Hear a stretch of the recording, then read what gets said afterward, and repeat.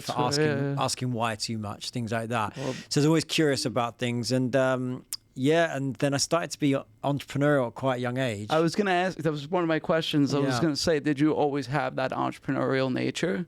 Like, what, give us some examples of how you did that as a kid. I mean, in a way, I had the hustle nature for sure. I mean, I remember having these little sort of playground businesses when I was That's great. 10 or 11. Give us an example.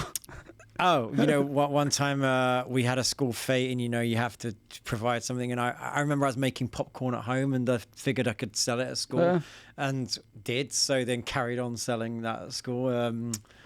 I had a not particularly ethical business when I was 12 of like helping my friends get computer games that that I had. Nice, there you go.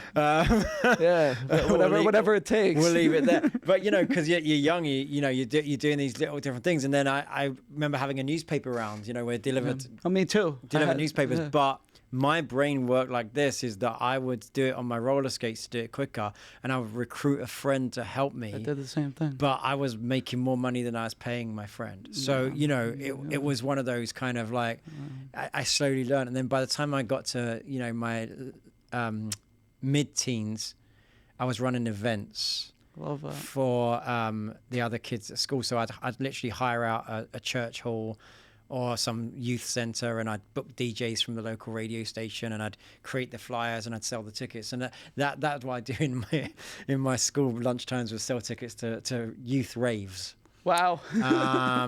And then that progressed into more events-led businesses later on. Yeah. And as I became an actor, I think the entrepreneurial spirit stayed with me, because I always knew that you needed to have some kind of not fallback plan for acting. I've never wanted to call it a fallback plan, but you need some sort of support system, right? Understood. And so I knew from a very young age that if in order to pursue this career, I couldn't be limited with my time or my flexibility. Of course. So I always chose entrepreneurship over having a day job, quote unquote, because I knew a day job wouldn't be flexible enough.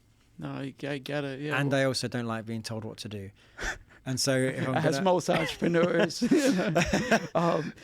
so that goes back to the thing about school. But so I guess if I not liking being told what to do, and I know there's going to be very mischievous where I have a director that's telling me what to do, then I better not be told what to do in the rest of the area of my life.